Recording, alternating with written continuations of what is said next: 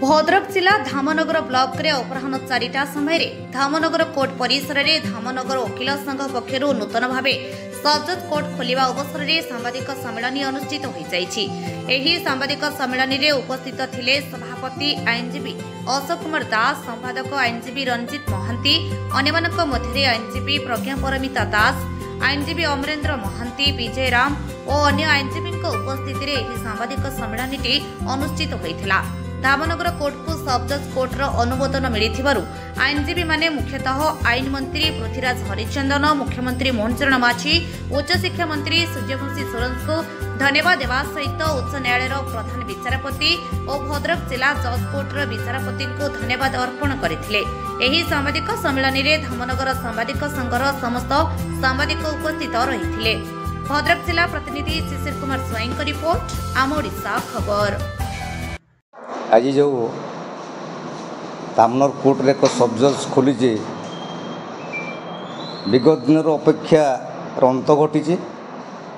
धामनगर वकिल संघर समस्त सदस्य वकिल संघर सभ्य माने बहुत दिन धरी दाबी उपस्थापन करते, पूर्व सरकार में दाबी उपस्थापन करते, किंतु ये जो नुआ सरकार आसिला, नुआ सरकार मंत्री भाव में उच्च शिक्षा मंत्री सूर्यवंशी सुरेश महोदय को आम एक बारंबार दाबी करूँ। वकिल संघ से आसी 2024 जाओ काली गत काली विज्ञप्ति प्रकाश पाइला जे धामनगर गोटे सबजज खोलिला। आम वकिल माने जो माने खुशी आउ जनसाधारण मानकर ए जो जीवा आसिया जो भद्रक जाऊले केस करने से धामनगर रे करेंगे।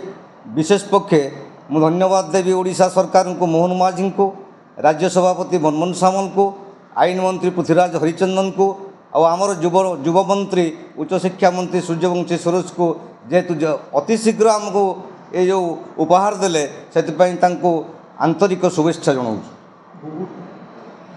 एक सिविल सीनियर डिविजन प्रतिष्ठार आवश्यकता अच्छी एक उपस्थापन करूँ।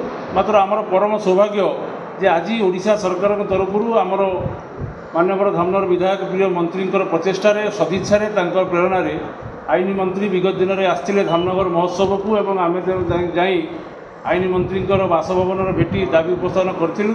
एथिपाई ये जो नोटिफिकेशन बाहरी ओडिशा प्रदेश में 4टी स्थान में सिविल सीनियर डिविजन प्रतिष्ठा हो और अन्यतम धामनगर भली स्थान में ये कथा ओडिशा सरकार आम पाखे पहुँची।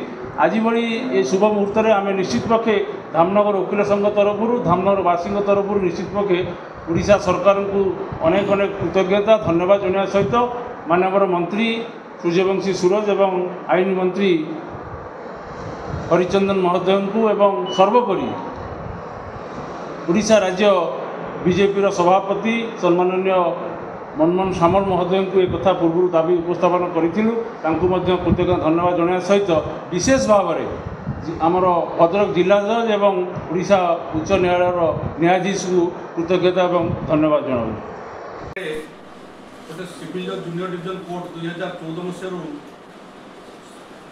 जेएमएफसी सहित चालू रही किंतु जहाँफल अधिकांश जमीजमा संक्रांत केस भद्रक रे विचार होता, जहाँफल साधारण लोक मैंने भद्रक जाई हैरान हरकत होते।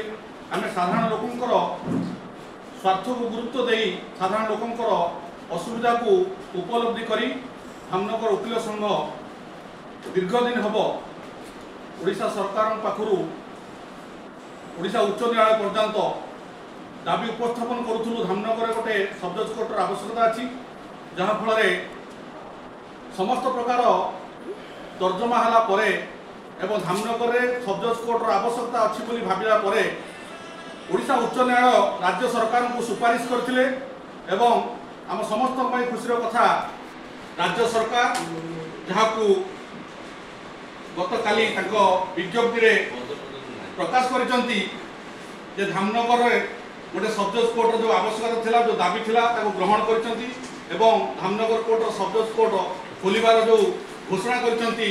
आमे मध्य केवल वकिल संघ नुहे धामनगर जनसाधारण तरफ राज्य सरकार को कृतज्ञता जनाऊँ एवं ये जो सफलता पहुँचा माननीय मंत्री सूर्यवंशी सुरेश माननीय आईन मंत्री पृथ्वीराज हरिचंदन एवं बीजेपी राज्य सभापति मनमोहन सामंत पाखु जाइलु आम गुहारी करूँ समस्ते आम गुहारी को गुरुत्व दे सरकार घोषणा कर समस्त को कृतज्ञता जनाऊँ विशेष कृतज्ञता जनाऊँ आम उच्च न्यायालय जो भाव में एभली कोर्टर आवश्यकता को नहीं ओडिशा सरकार पाखे आम तरफ वकिलाती करते सुपारिश करते आम ओडिशा उच्च न्यायालय न्यायाधीश पाखे कृतज्ञता जनाऊँ।